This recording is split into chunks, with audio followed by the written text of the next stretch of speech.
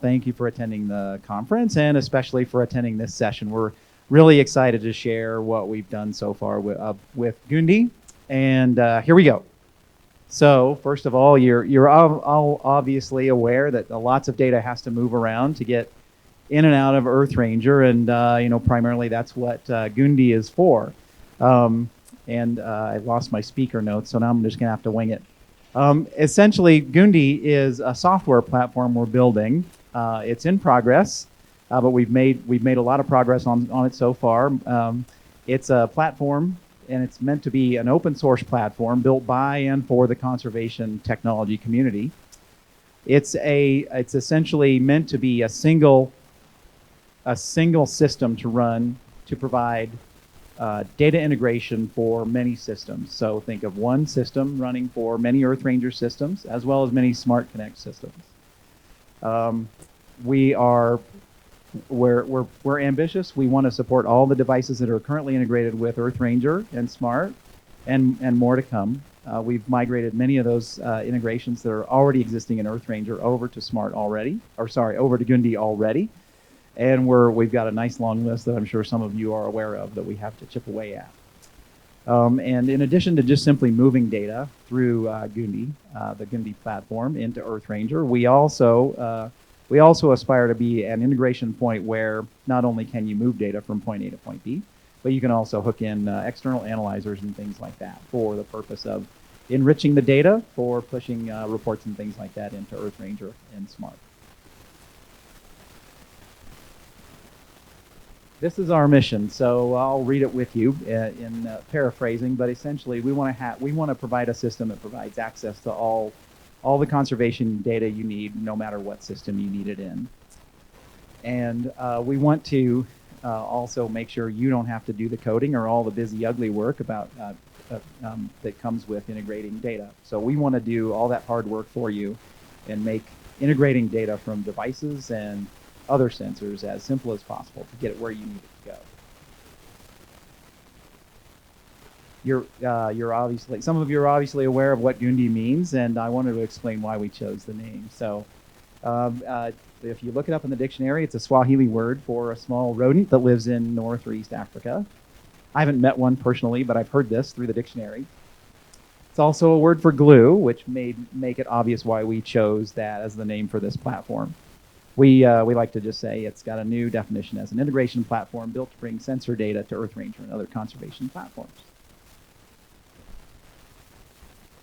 Today, for all the things we're pushing into EarthRanger through Gundi, we have this nice long list of devices and sensors. Many of these you're already using. Some of these are going through Gundi, and you might be benefiting from the data going through Gundi and not know it yet. If you're an EarthRanger or Smart user, you might be getting radio or caller data through Gundi into your system. So you may already be taking advantage of the Gundi platform without knowing it yet. And then in terms of the data, the richer integrations for the applications we work with, including EarthRanger and Smart, we also work to a greater extent, to an extent with each one of the platforms you've seen here. So many of you have data in Movebank, and Smart Connect and WPS Watch, and we work with all those systems. And yet again, this is another list that will be ever growing. And since I like to say that I sound much better in writing, I'm going to pass the mic off to Elsa to take over the next bit of the presentation to share a little bit about Gundi's interfaces. Thank you. So yes, Gundi's main goal is getting your data successfully from your devices to whatever your specific destination may be, like EarthRanger or Smart or something along those lines. Ultimately, it will just move seamlessly without you having to worry about it too much. But two of the main ways you will be interacting with Gundi are configuring these integrations and monitoring them as well. So you might be thinking to yourself, what does it look like? And the answer is this. It's a pretty simple interface with a sidebar navigation, and for your organization, you can view your list of integrations that you may have set up, inbound, outbound. We will be going into detail of those in a few minutes. But as you can see here, we have an example organization and a list of associated integration setup. These could be sensors, cameras, what have you.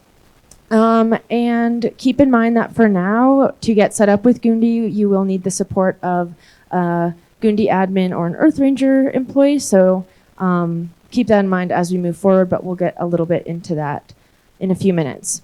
So if you click on one of your integrations, you have the ability to edit the details or add a new one as well. Basically, all you need to do is just add a name, whatever makes sense to you, and specify your organization as well as an integration type. The long list on the left-hand side of this, or your right-hand side of the screen, does show the variety that we already have available. And that relates back to the list Chris just showed a couple minutes ago.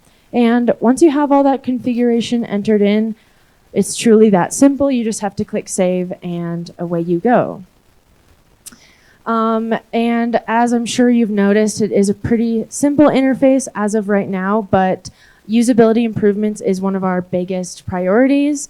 So if you've made an integration in Gundi before, you might remember needing to type in just straight JSON for some of the additional properties, but an example of a UI UX improvement we've made in recent months are now it's just easy inputs on the additional section. So as we continue growing our team and as time goes on, we will definitely be prioritizing more usability enhancements and ways we can make all of this setup easier for you as users.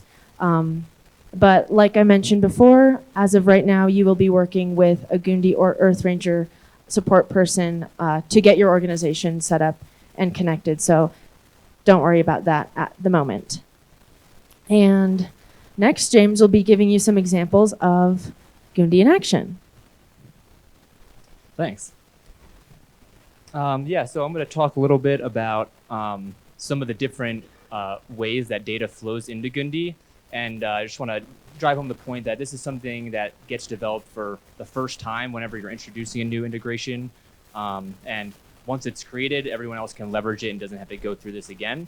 But one of the ways that data is pulled into the Gundi platform, and predominantly probably about 90% of our existing integrations work this way, is through a polling integration. The way this works is that in our infrastructure, we host polling functions that will use the configuration that also just displayed in the UI to grab things like URLs and tokens.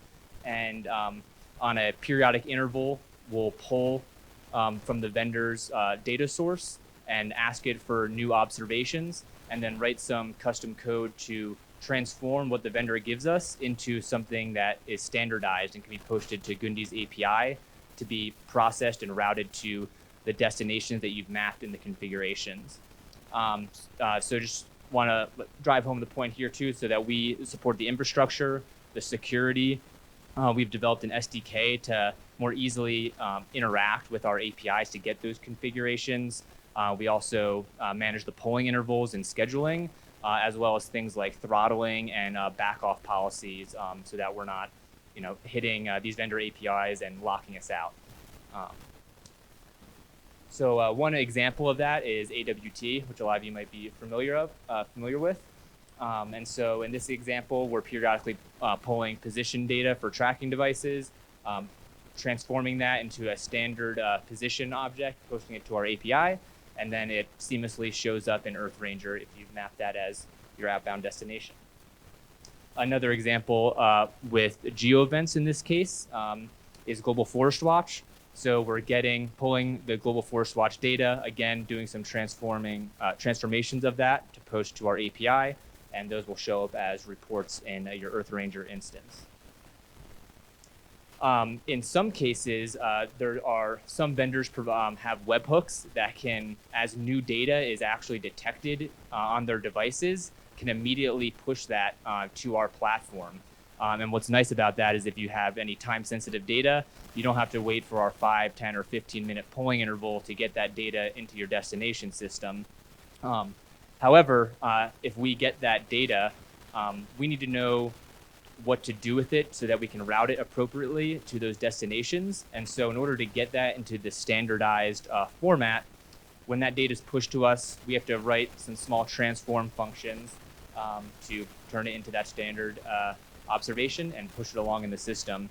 We typically work with some tech specialists from those vendors to help us, if we need to, decode their observation and put it into something that makes sense to our platform. Other times we can make some inferences. It's a little bit of an art to decode some of this stuff to get into our standard forms. So this is an example of a liquid tech, a water meter that we've implemented at Old Pagetta. In this case, we're getting this observational data down here in the bottom left, which is just an alphanumeric string. There's some proprietary decoding that we need to do. So we've worked with a resource there to figure out what we need to do to decode that so that we can create a standard geovent observation, which you can see on the right over there, which shows things like empty pipe alarms, different types of errors, volumes in the pipes. And that's the standard in which our platform will understand and be able to route over to EarthRanger to be displayed as a report. Some integrations and observations can't just be treated independently. We can't just receive that observation and blindly send it and route it to its destination. Sometimes something more complicated needs to happen. And so that might require us or others helping us write some custom software to achieve that. An example of this would be Aurora Tech fire alerts going into EarthRanger.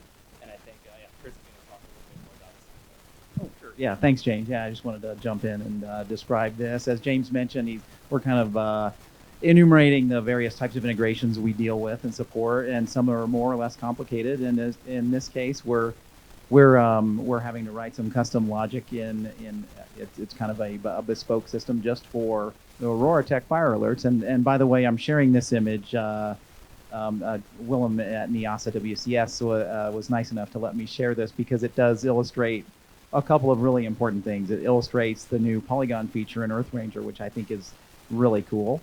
And then, as James said, with our integration with Aurora Tech, we read from there and we do a little more nuanced logic to update reports in EarthRanger to update their status, update their metadata, and then also to update these polygons. You can imagine in your mind's eye, I wish I had a video, but imagine in your mind's eye, over time, these fire clusters that Aurora Tech has identified grow and shrink and eventually go away. And so what we've done here in Gundi is written the logic to do just that in your EarthRanger platform. So over time, you'll see them grow and shrink. So I'm excited to see how it works for Willem, and then anyone else who is interested in Aurora Tech fire alerts, you should talk to us about the integration, then also Willem about his experience, because I think he has really good insight into that. Another great example. Oh, actually, I was going to say there are other examples of the more nuanced integrations, and I think many of you are probably using the ER to ER synchronization routine. I think that's one of the routines that actually Jess Lefcourt wrote, and that's something that's very similar to this in that it does quite a bit more nuanced interactions between two systems, including in that case both EarthRanger systems. So. Let's see, another fairly rich integration in Gundi is supporting the InReach devices that many of you have deployed. By a show of hands, how many people are using InReach devices? Great. And how many of those people are using the EarthRanger two-way messaging for InReach devices? Okay, if you're not already, then I'd love to talk with you about getting that configured if it sounds like something you'd like to do. But essentially, Gundi is the platform, in this case, that's providing that link between EarthRanger and the InReach platform for sending messages to devices and getting messages from devices showing up in EarthRanger's feed. And the important part here I wanted to express was that the messaging piece within EarthRanger is generic. Obviously, the user knows he's messaging into an InReach device, but the messaging piece in EarthRanger is generic, and the custom code that knows how to talk to InReach services and devices is all housed within Gundi. And the interface within Gundi that EarthRanger deals with is also generic. So as we add more radios or things that have this type of capability, we'll be able to implement those ugly details of integrating with third parties in Gundi without affecting EarthRanger. Then yet another type of integration that we support in Gundi is just sheer push integrations. This is where, as you can imagine, we have an API in Gundi, a sensors API we call it. It supports a few different types of observations, and we can expose this to third parties. So, and these are obviously the easiest integrations we have for us. It's up to a third party to post data into our API in the formats we specify, and they can post position data and geo event data as well. I think I might have an example of that, or a list. So two good examples are InReach, where we have, if you've chosen to drive your InReach data and tracking through Everywhere Hub, they provide a way for customers you as a customer to enter a webhook URL, which in this case would be a URL pointing at Gundi to a particular integration ID, and they would be pushing the data into us. So you'd get that real-time, the real-time nature of their position data coming through there and off to EarthRanger. Telonix is another one where the Telonix engineering team has actually engineered a custom bit of code on their side to, again, write to our APIs. So again, these are the great ones. This is the holy grail when we publish an API, and folks can write directly to it. Those are the quickest ones to get implemented. And I'll hand it back to James to talk about really cool stuff involving cameras. Yeah, so this is kind of just an extension of a push integration. So I'm just going to play actually a quick video of this to demonstrate this. But before going into that, I just wanted to call out the flow in what you're going to see. And essentially, I'm going to pull up the API that Chris was just referencing. We're going to use an API key and integration ID that we get from our portal configurations. We're going to post an image to it, specifying the required information that's needed for a camera trap, like the location, image name, things of that sort. And it's going to post to our API and enter into Gundi. Based on the configurations we've made, it's going to send that data to an outbound integration, in this case, WPS Watch. WPS Watch is going to ingest that image, run its AI analytics, detect the object and the threat in this case as a poacher. And it has an integration back to Gundi that if it finds a human or tags a human in the AI, it will send it over to Gundi. And because it's then an inbound integration that can be mapped to EarthRanger, will make its way all the way over to EarthRanger. And I find this use case really cool because you don't have to have all your images going to EarthRanger. They can kind of get filtered through WPS Watch in this instance. And this might be a useful way for you to process historical camera trap images that maybe aren't getting captured live from your cameras, but you want to catalog and get those over into EarthRanger for historical reasons.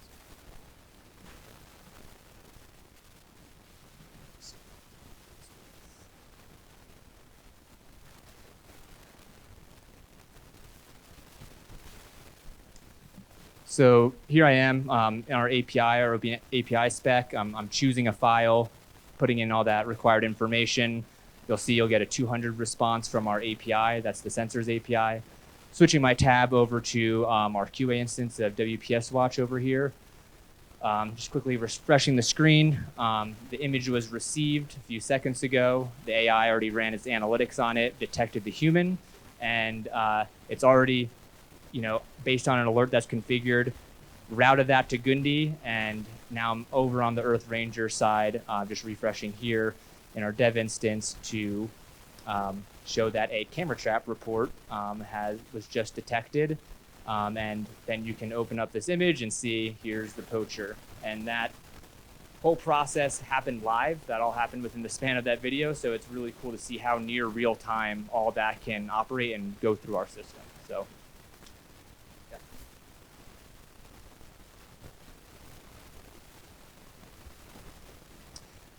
And so I want to talk a little about SMART and EarthRanger. There's been a couple of different presentations today that have discussed this. It is one of our richer integrations. It's still in the testing phase, but it's a really good example. And I'm not going to go through this diagram, but just wanted to demonstrate this is a good example of where things aren't just as simple as you can treat observations independently. There's actually quite a bit of back and forth that's required involving querying Smart Connect for the data model in order to hydrate EarthRanger with subjects based on employees, as well as event types based on the categories that you have enabled in your SMART database. So yeah, I'm not going to go over this, but just wanted to show that. And yeah, again, just showing the process of this. In this case, we're querying Smart Connect, pulling over all the categories and attributes, generating EarthRanger report types from that as part of the data model sync. And then with patrol data model, so after someone has now been in EarthRanger after hydrating it from their Smart CA, they can now generate, create a patrol, add reports to it, use a source like an inReach device to track themselves, and then on a periodic interval, Gundi will actually query into EarthRanger, get all the recent information, and then route it to the appropriate conservation area to display all those patrols, track points, and independent incidents. I'll hand it back over. Okay, now the question becomes, how can you benefit from Gundi? And on this slide, there's a couple of useful links if you would like to take note of them. The first thing to do would be to check out Gundi's integration catalog, which is on EarthRanger's technology page. It has a list of the devices and everything that Gundi can work with currently, and will be helpful in letting you all know how you can get your communication set up with your Gundi integrations. And then, like I mentioned before, you will need to check in with an EarthRanger or Gundi support person to fully add your organization to the Gundi platform. And you can do that by emailing us at support@earthranger.com. And then together we'll get you signed up for the Gundi portal, where you can start adding your integrations like the screenshot I showed previously, and start building out your organization's account. And then the last thing you can do is review Gundi's API, which was in James's video, see what we've got going on there, and learn a little bit more. And then as time goes on, you can get trained on the Gundi platform, work with it a little bit more. If we are not currently supporting an integration that your organization needs, please contact us and request, and we will do our best to work on that and incorporate it. Try out our sensors API to, again, familiarize yourself with how data is passed back and forth, stuff like that. And if you want, you can even code your own integration and see how that goes. And then last but certainly not least, provide us with feedback. As we get more people communicating about Gundi, we can have the platform easier to use, and everyone will benefit from that, because that's kind of the whole idea of getting data to where it needs to be in the form that it should be. And Chris? Thank you. Yeah, thanks, Elsa and James. That's the presentation, but I didn't want to finish without acknowledging who's working on this and who's sponsoring our efforts. So, I've got James and Elsa here, and we've got 4 other team members, or 3 other team members working on the engineering team, as well as our, essentially what I would refer to as our executive sponsors, Eric Schmidt from WPS, Jess, of course, and then Jonathan and Leeling from WCS. So I wanted to say thanks to them. And that is it. So we'd like to open it up to questions, and we can pop back to just about any slide you like. But that's what we've got for the visuals today. Thank you for attending.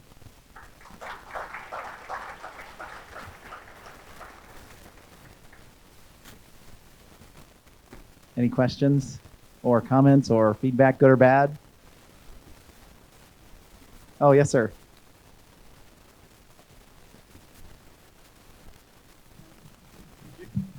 Yeah, not so much a question, Chris. Maybe just 2 points that I took from there that I thought you guys really helped me with, to save other people asking the same question.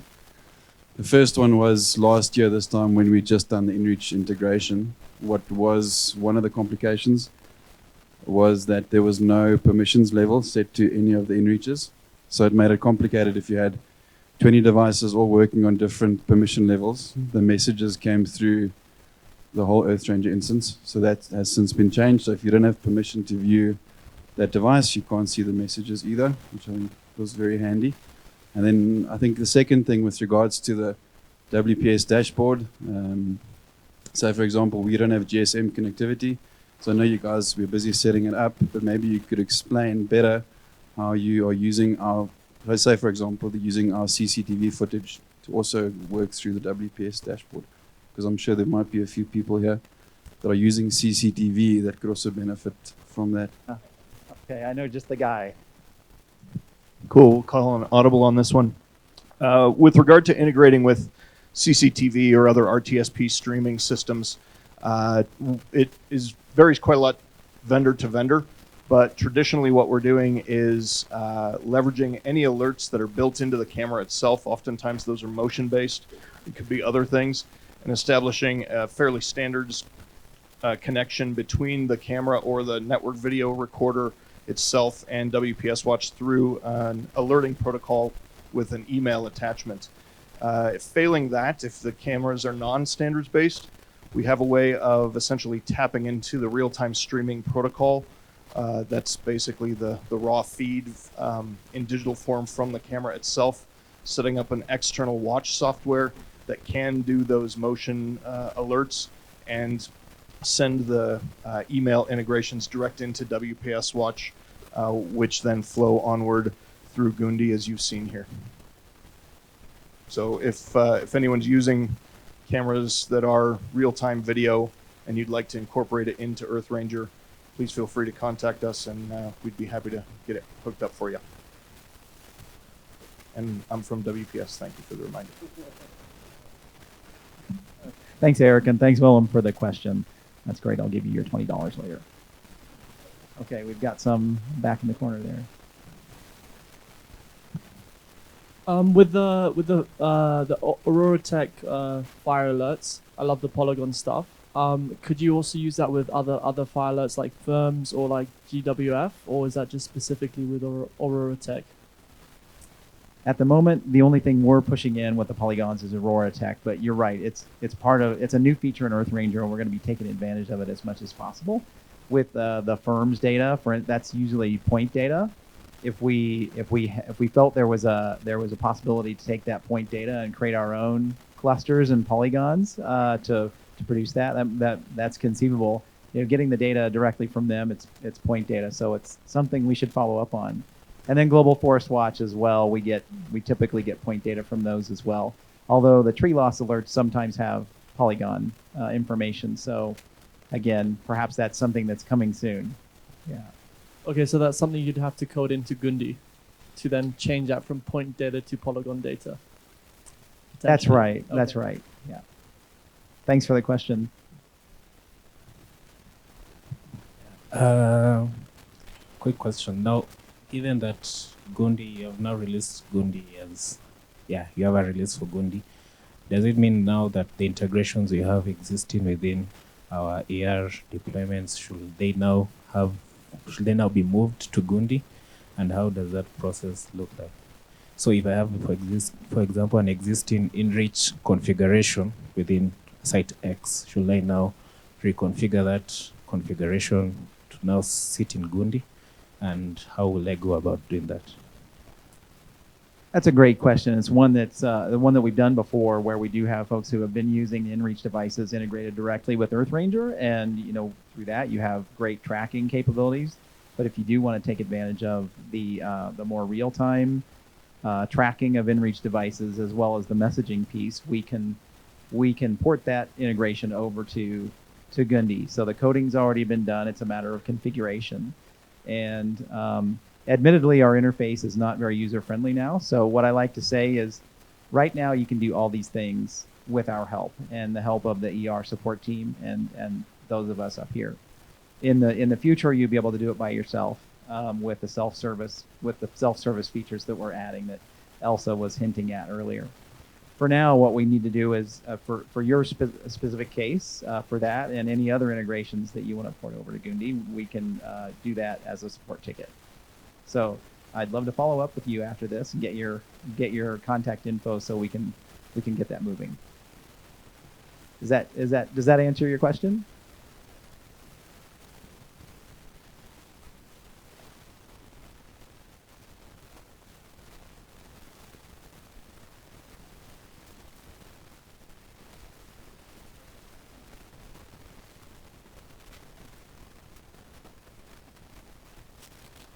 Yeah, that's another great question. And it's kind of hard to recognize the advantages here because it does add yet another system into the mix. If we could snap our fingers today, all the integrations would be through Gundi and tightly integrated with EarthRanger as well as other systems like SMART and Panthera and others. We are, as you pointed out, in this period where we have some still running in EarthRanger and some running in Gundi, and some of them overlap, like InReach, for example. One of the key advantages or key aspects of Gundi is for the purpose of hosting these integrations in one location on one system, a centralized system where the Gundi team and the ER support team could administer and monitor all the integrations in one place. And that's in contrast to how we do things today in EarthRanger, where we have all the plugins running in individual EarthRanger sites. And so as we add more sites, we're at 307 now, and we add more and more every week.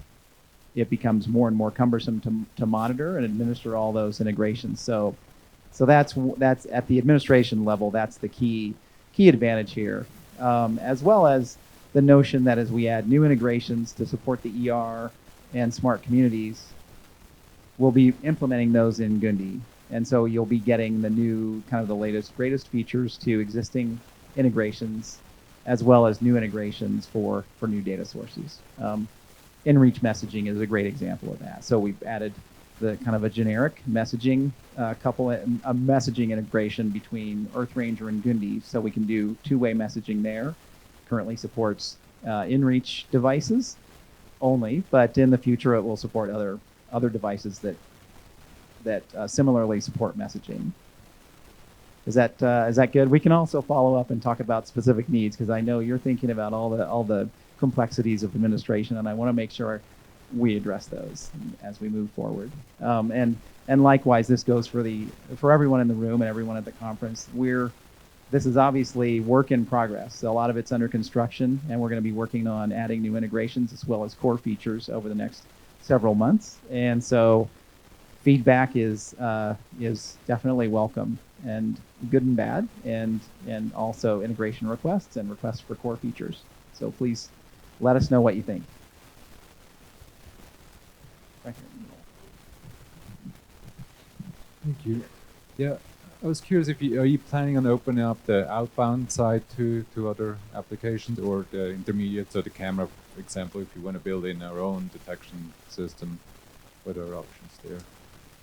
Another great question. Yes. So as we've named Gundi, meaning glue, to us it means that we're gluing things together, and what we really want to do is facilitate exactly what you're describing. Today we've focused a lot on making it generalized for the incoming data, and focused on outbound data going to just a couple of systems, EarthRanger and SMART. But just what you're describing is what we aspire to accomplish. So we'll be providing that sort of interface on the outbound side as well. Yeah. Do you have a particular system in mind? Oh, sorry. Fine.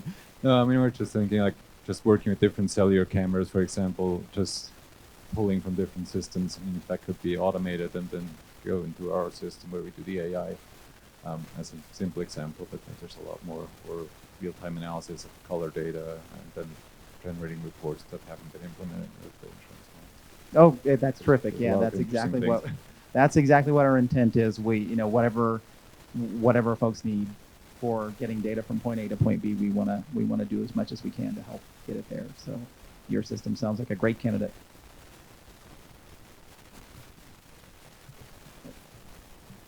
I have two questions here for the integration of Gundi. So I'm asking, is it open source, or do you guys have an API whereby I can interact with, maybe let's say I want to send data through it rather than consulting, or it's a must just I have to consult the supporting team, like raising it as a ticket, or you have an interactive API to it? If I understood the question correctly, you're asking whether you need our help to do all this, or you could just use it directly? Like if you have like a API interactive, like the way EarthRanger has an interactive API documentation, yeah? So for Gundi, does it have like an API interaction whereby I can interact with the API rather than raising a support ticket if I want a particular thing for it. Maybe we want to integrate with another third-party vendor. So yeah. Yeah, we have an interactive open API spec that actually was part of James' demo, and I can share that with you too. It's part of the slide deck, and I believe you'll all get the slide deck. But I can also share the URLs to these documentation and the API spec with you immediately too, because actually it's terrific to hear that you want to push data in, because that means less work for us. But yeah, we have an API with interactive docs for pushing in position data and geo event data, and then you to a great degree have full control over where that data goes as an outbound destination. Oh, Sorry, just to add to that, there is a step required for you to create an account, because in order to send data to our API, you need an integration ID and an API key, which you'll need to create a login and an integration under your organization in order to do that. So while that is hopefully going to be like self-service in the near future, there's still you might need to contact one of us to get initially set up to be able to start pushing data in. And then once you're pushing data in, you may want that to go somewhere. So you may need to have us help you along with getting some of those things configured. But once you do the first couple, they kind of become intuitive. So I wanted to highlight that. I think there was one other part of the question that I failed to answer. It was about whether or not this is open source, and it's imminent that all the software will be open source. So both the core platform as well as the SDK that we use for writing those polling functions that we were talking about earlier, and then all the code for all the custom code that we use to interact with the various service providers. So you'll be able to look at the code and see exactly how we're interacting with a collar manufacturer, or how we're interacting with an API that provides vehicle data, things like that. So we're looking forward to sharing that with everyone. I'm just working on all the legalities and licensing around that at the moment, but it's imminent. So I'll be looking forward to sharing that with everybody soon.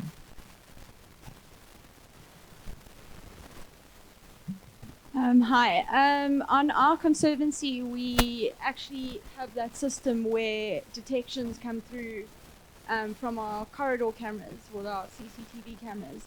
And I might have asked Matt a similar question yesterday, but I'm just wondering what the possibilities are for sending through the data to different event types. So humans go to one icon, and then wildlife goes to another icon, and then even splitting the wildlife up into separate, just for the sake of having the data in one place, and also being able to separate it out easier. Yeah, that's a great question. So our Geo Event API is something that maps very closely to the EarthRanger Event API for the reports. And so as you pass data in, just as you pass data into EarthRanger with a particular report type to handle its treatment and its dynamic data model bits, you would do the same thing with passing data into Gundi. So if you have something with your CCTV system that's processing images and adding metadata or so forth, and also adding like an event type, those get mapped into an EarthRanger site. Or if you're using SMART, it would be mapped into a particular category with certain attributes in there as well. Okay, thank you. Thank you for the question.